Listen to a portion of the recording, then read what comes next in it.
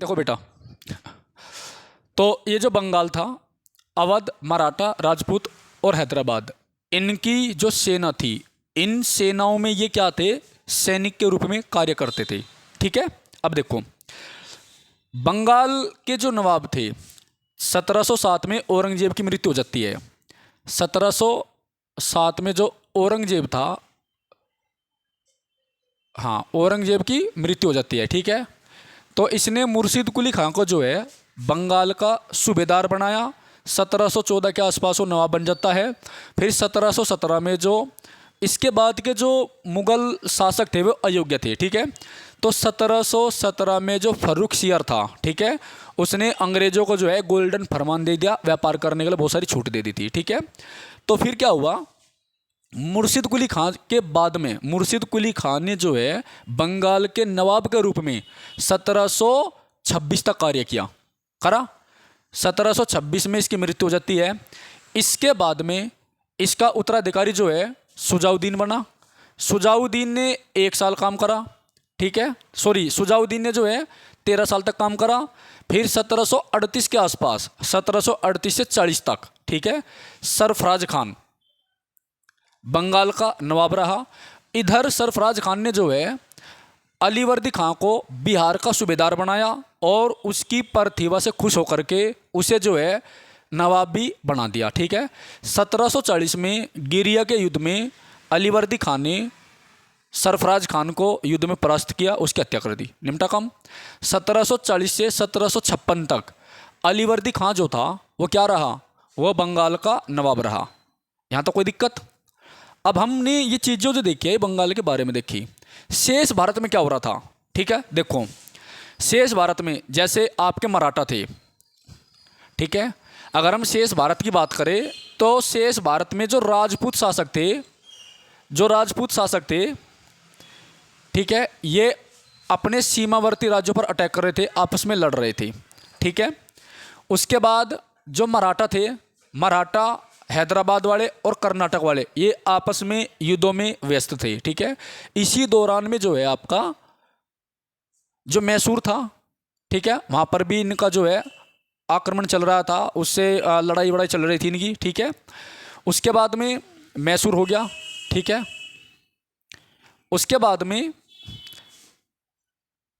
ठीक है, हैदराबाद का एक निज़ाम था।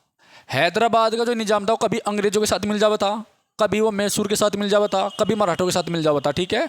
तो कुल मिलाकर बात यह है कि बंगाल के अलावा अवध, मराठा, राजपूत तथा हैदराबाद जो है युद्ध में व्यस्त था। और सबसे बड़ी बात, इसी दौरान में आपने देखा होगा 1739 में एक आक्रमण होता है, किसका, नादिर शाह का। ठीक है ना, नादिर शाह का आक्रमण होता है। और ये जो नादिर शाह का आक्रमण था, इससे उत्तर भारत की जो मतलब जो स्थिति थी वो बिल्कुल डगमगा गई थी। ठीक है। उसके बाद में जब नादिर शाह था, इसके बाद में इसका एक सेनापति था, उसका नाम क्या था, अहमद शाह अब्दाली। मैं अब्दाली लिख रहा, अहमद शाह अब्दाली।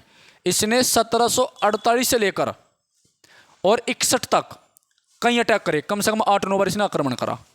तो हमने क्या देखा, हमने अब तक जो देखा है वो हमने देखा है 1707 से लेकर के 1756 तक। ठीक है, ये चीज़ें हमने देखी। यानी हम जो चीज़ें देख रहे हैं वो 50 सालों की देख रहे हैं। ठीक है ना। इस 50 साल के दौरान जो आपका हैदराबाद था, 1707 में हैदराबाद की जो जनसंख्या थी मात्र 15,000 थी, 56 तक 1 लाख हो जाती है। उधर बांग्लादेश में ढाका जो था, मुर्शिदाबाद जो था, वे भी छोटे नगरों से बड़े महानगर बन जाते हैं। ठीक है। और इसी दौरान जो ईस्ट इंडिया कंपनी थी, ईस्ट इंडिया कंपनी का जो टोटल लाभांश था वो कितना था, वो 17,50,000। ठीक है, इतना इनको प्रॉफिट हुआ था। ठीक है भाई। उसके बाद में 2,80,00,000 CR लिख रहा मैं, इतने का इनका व्यापार चल रहा था। ठीक है। और 2,30,00,000 के बंगाल से व्यापार का कॉन्ट्रैक्ट ईस्ट इंडिया कंपनी ने यूरोपीय बाजारों के लिए कर रखा था। ये तो व्यापार चला था 2,80,00,000 का। 2,30,00,000 2,30,00,000 का जो है ना कॉन्ट्रैक्ट हो रहा था। ठीक है। तो ईस्ट इंडिया कंपनी यहाँ से ज़्यादातर जो है क्या कमा रही थी, प्रॉफिट कमा रही थी। आई बात समझ में। तो हमने बंगाल के अलावा जो शेष भारत था उनकी स्थिति देखी। बंगाल में क्या था, जो आपका मुर्शिद कुली खां था, सुजाउद्दीन था और अलीवर्दी खां था, ये तीनों ही जो नवाब थे ये बहुत ही ज़्यादा अच्छे थे। मतलब जो है इनके शासनकाल में बंगाल ने जो है तरक्की करी, जबकि शेष भारत जो है युद्ध से ग्रस्त था। आई बात समझ में, ठीक है। अब उत्तराधिकार की लड़ाई होती है 1756 के बाद में, क्योंकि जो अलीवर्दी खां था, इसे कोई लड़का नहीं था, ठीक है। इसकी 3 लड़कियां थी, एक सबसे बड़ी घसीटी बेगम थी, बीच वाले का एक लड़का था शौकत जंग, सबसे छोटी का लड़का था सिराजुद्दौला, सिराज मोहम्मद सिराज, ठीक है। वो बंगाल का नवाब बन जाता है।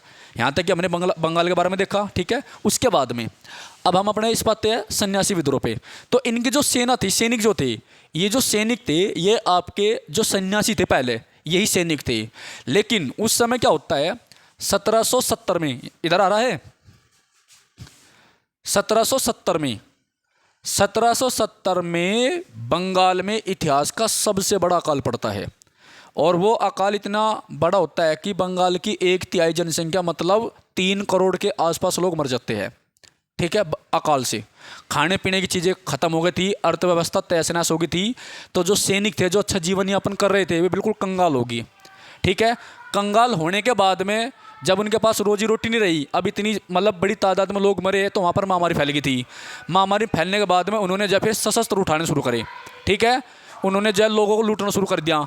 तो उन्होंने जो अपना टारगेट बनाया, वो टारगेट बनाया था उन्होंने अंग्रेजों के कारखाने को, ठीक है। किसको बनाया था, अंग्रेजों के कारखाने को उन्होंने अपना टारगेट बनाया। और अंग्रेजों ने जो है 1770 से 1820 यानी 70 में स्टार्टिंग करी उन्हें दमन करने के लिए, यानी उन्हें ख़त्म करने के लिए। और 1820 तक इस विद्रोह को उन्होंने दबाया, यानी 50 साल लगे अंग्रेजों को, ठीक है। अगर आप 1770-1772 टाइम पीरियड देखें तो उस समय वारेन हेस्टिंग बंगाल का क्या था, वायसराय नहीं, गवर्नर था, ठीक है। 73 के बाद गवर्नर जनरल बनता है, टाइम पीरियड ही है उसका, ठीक है ना, याद रखियो, ओके। ये तो छोटी सी बात थी। अभी जो हमारा सन्यासी विद्रोह था, इस सन्यासी विद्रोह का जो उल्लेख है वो बंकिम चंद्र चटर्जी ने भी किया है। किसमें, आनंद मठ में। कौन सी किताब में किया है, आनंद मठ में किया है बंकिम चंद्र चटर्जी ने, ठीक है, याद रखना, बहुत इंपॉर्टेंट है चीज़ें भी, ठीक है ना। और इसकी जो नायिका थी वो कौन थी, देवी चौधरानी।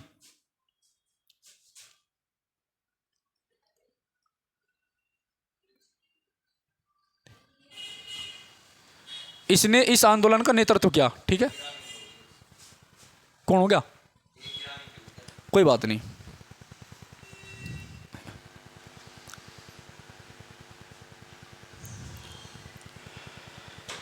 ठीक है।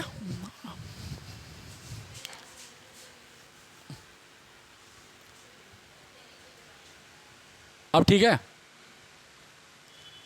देवी चौधरानी, ये थोड़ा सा आपको जो है इसे समझने में भी सहायता मिलेगी। तो ये पहला ऐसा विद्रोह था जिसमें बराबर हिंदू और बराबर मुस्लिमों ने भी क्या किया, भाग लिया था, ठीक है। सन्यासी विद्रोह में कोई तो दिक्कत ना है। तो ये सन्यासी विद्रोह के बारे में था, बहुत इंपॉर्टेंट है। हाँ, इन्होंने अंग्रेजों के जो कारखाने थे उनको लूटा, क्योंकि अंग्रेज जो थे उनके पास में ही जो है अनाज बना था, गोडाउन थे बड़े बड़े, ठीक है ना, ठीक है ना। सारी फसल तहस नहस हो गई थी।